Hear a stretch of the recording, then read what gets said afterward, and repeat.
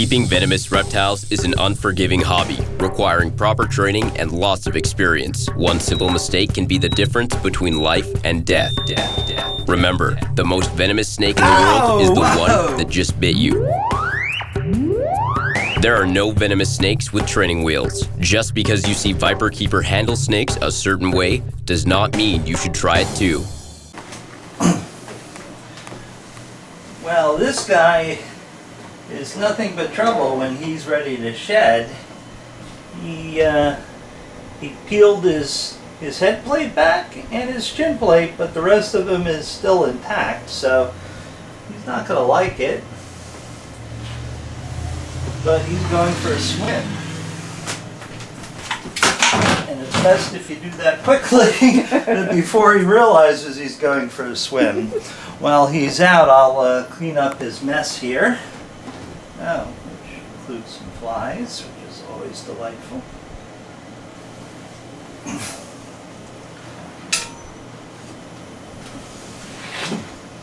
Come on, spiders, do your thing.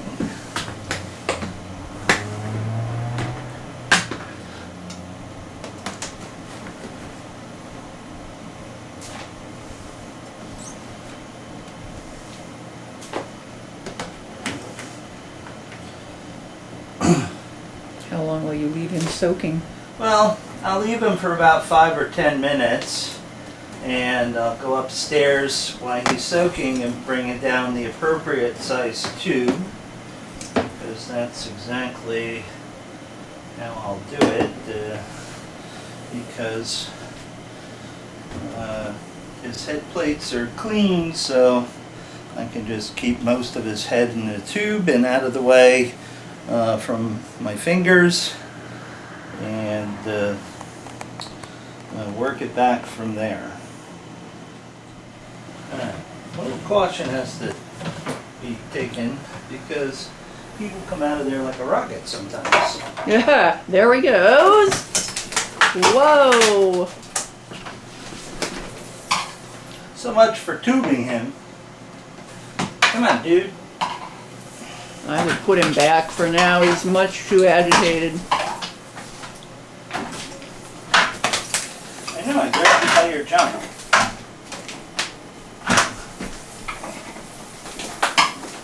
I'll tell you he's agitated. Yeah. Alright. You resting? Or are you just getting ready for the next round, huh?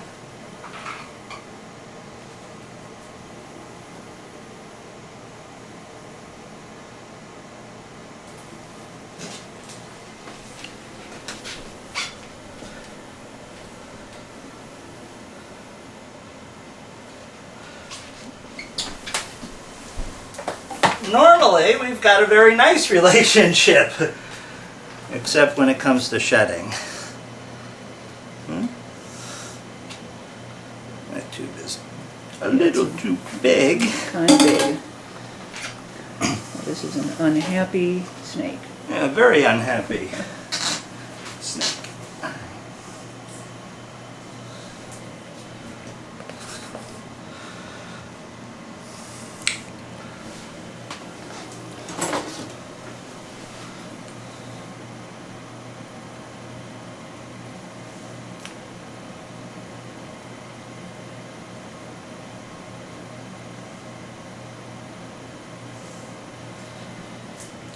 Boy. Oh, that's glued on there. Yes. Boy, he does glue it on really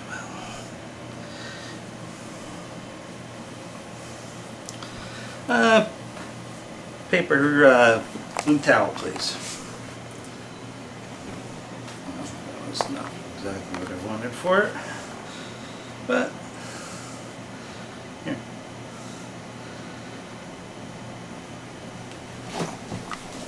That's right. Sink thy fangs into that.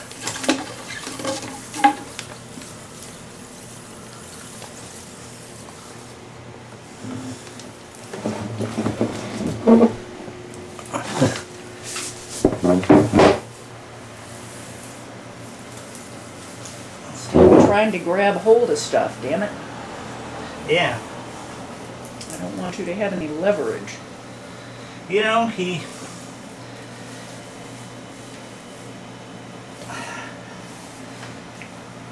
what is this, the 5th time that he's done this?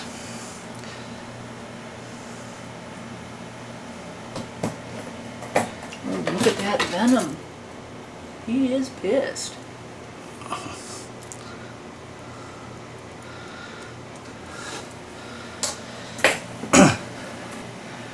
Well, it is really glued on there. So we're going to have to go through this nasty cycle where he's going to have a stuck shed and he's going to try to die. He has his head plates off. I'm really tired of him. He's really tired of me. He would only shed like a normal snake. Upgrade Sunday here. Continuing to move critters to where they will a little bit more space. So we're going to move. Reminds me of the Rocky and Bullwinkle episode where Rocky grabs his hat. Watch me pull a rabbit out of my hat. Roar! Wrong hat. Well, I just went into the wrong cage. So that came to mind in my warped brain. She's generally a pretty easygoing little lancehead. I really like these. They're called the painted lanceheads. They're quite lovely and generally have a really good disposition compared to your typical bothrops. You know, she's a food hound. That's why she was reaching out, so to speak, to see if something could be at. And there wasn't.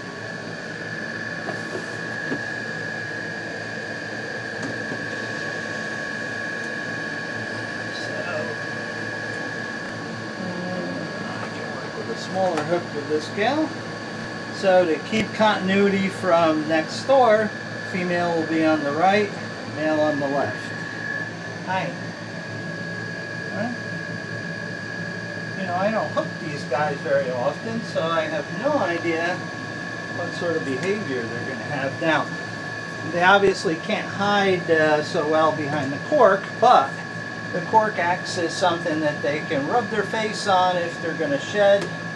So I put the little piece of cork in there as a rough surface because they don't really do so well when they're rubbing against the smooth plastic. So I try to give them a little something to ease the shedding process.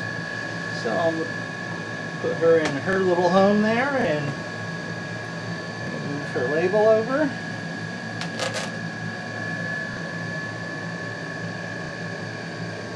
These aren't, you know, a hit in U.S. collections. They're sort of obscure in the U.S., but of course I like them. Did you get a drink, bud, huh?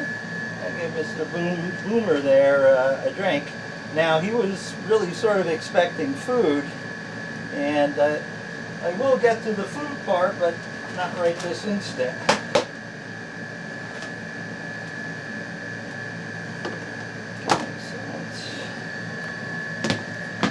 One of 3 animals to be moved. Get the U-clicks. Let's go get the male.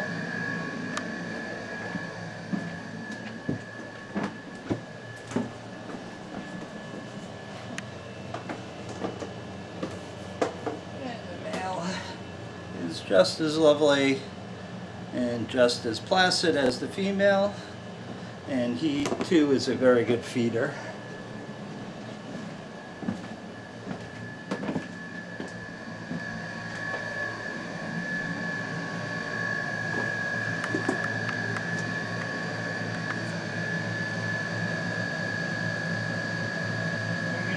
Huh?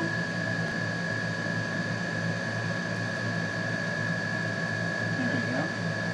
And also it acts as a little piece of furniture that they're used to, and it's nice to see them take to their hide.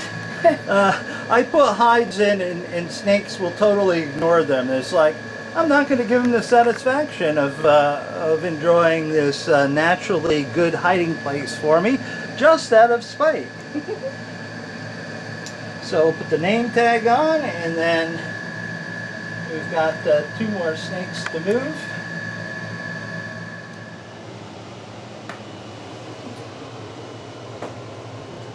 These baby speckled rattlesnakes are a year old, and they're not necessarily eating reliably either. So we have to sort of force feed them. They're not looking all that good. And I hate, yeah, I know, you know what's coming, huh? Well, if you would eat on a reliable basis, we wouldn't have to do this. Hey, you're learning that trick, huh? Right now is not a good place to pin them. Whenever a snake has his head over a coil, you want to avoid pinning it there, because they can easily slip the pin then. And of course, you always take your time and not try to rush, because that's when you run into trouble. Now these are the reptile sausages. I know.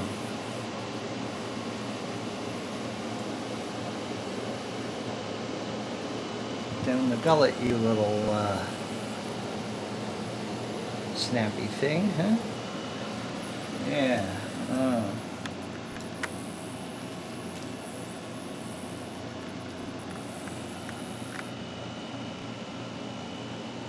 Now these pack twice the amount of nutrition that a pink does. Calm down. So I like feeding them, especially when I'm going to be away, because it will gang load their system with some extra nutrition.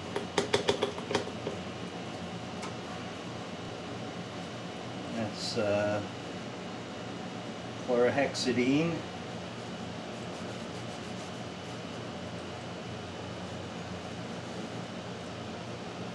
Just to sort of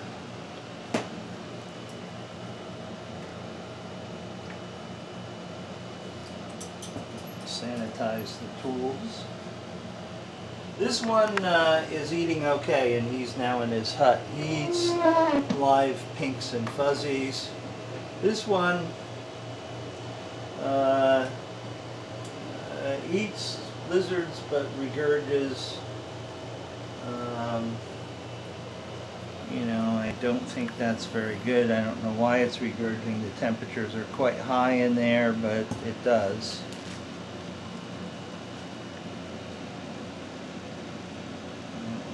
Last mouse offering.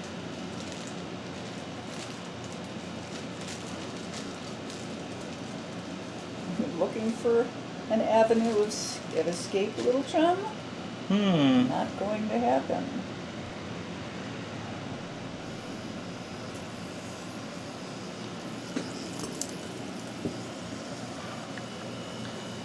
They're really thin. I'm not sure these are going to make it.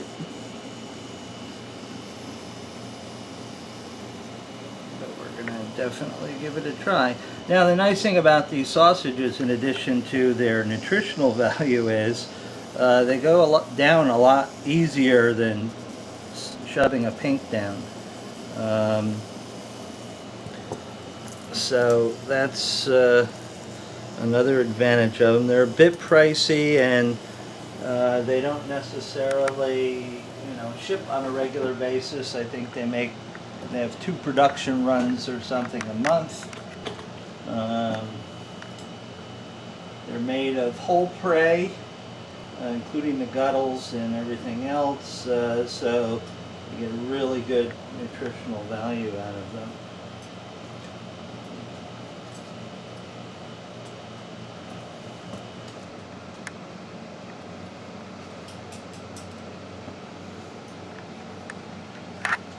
Okay, so this guy's eating. I'm not going to fuss with him.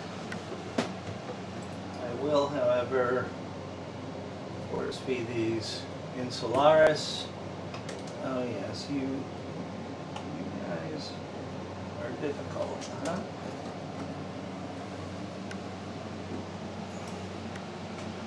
Hi there. These guys are 6 months old, not a year old like the speckled rattlesnake. I'll probably not breed the speckled rattlesnakes again because they're just impossible to get feeding. Hi, you know what's going on, huh? You know what's going on.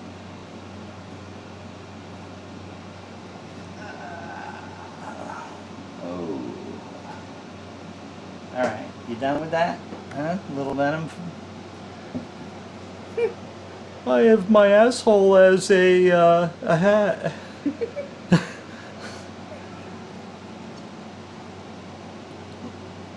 You know, you can't fault the animal for being difficult when you're doing this sort of thing. I don't like doing it, but the alternative is they die quick because they don't have any nutrition. Come on, don't be difficult.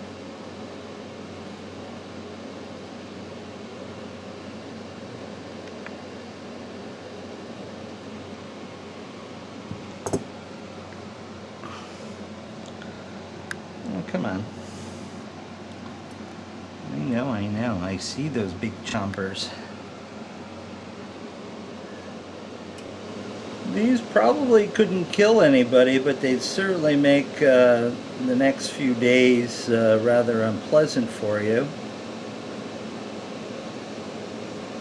I imagine this is your typical sort of white-lip pit viper venom, necrotic, a little bit hemorrhagic.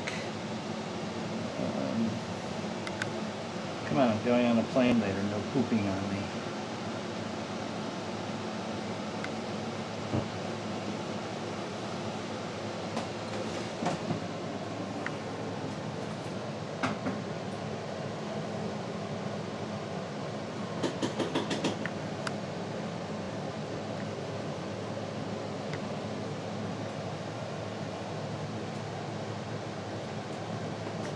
And here we have one expectant cobra waiting to see if any of these tasty treats drop into his cage.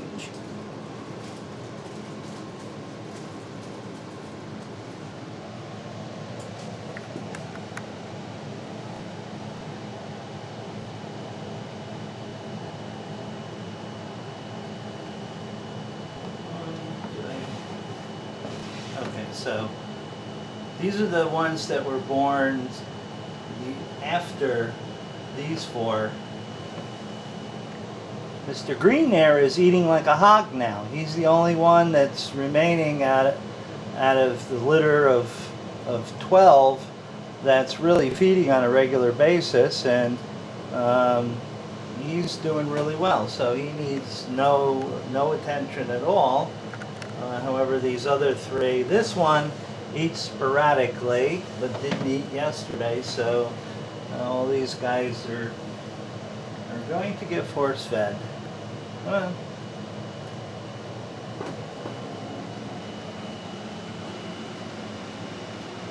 hi there.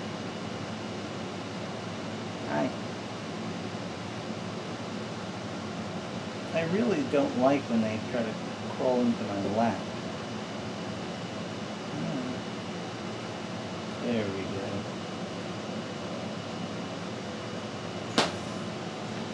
Hi.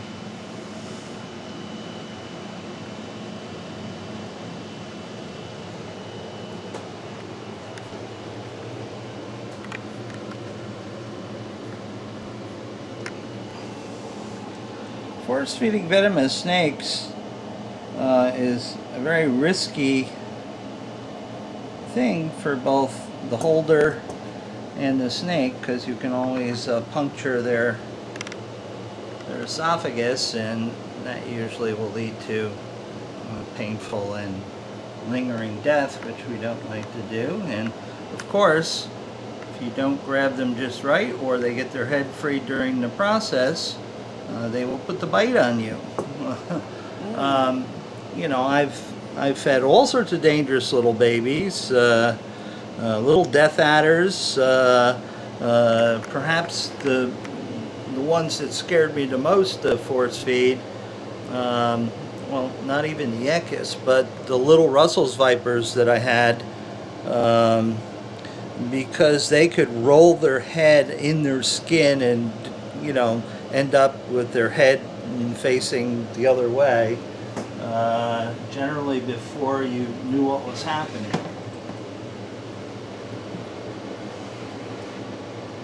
So these are pretty straightforward. Care must be taken, of course, both for the animals' behalf as well as my own. Maybe at some point in the not too distant future, Tim will start eating on their own. What are you looking at? Are you hoping I'm going to bring you food? Come on. Come on. There we go. Now again, I try not to rush the pinning process because it's highly critical. You don't want to make a mistake. You don't want to put too much pressure. Ah, a little side snap there, huh? You know that hook isn't very nice. Oh, yes. Yes, I'm going to back up my fingers because you're looking for trouble, huh?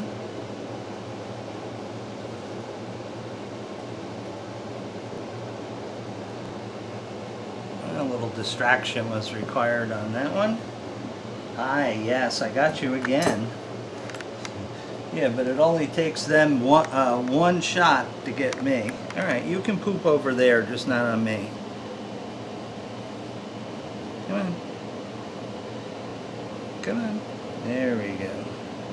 Come on, keep those little pointy stickers away from me. Well, sometimes it doesn't work so well. Come on, keep the pooper away from me.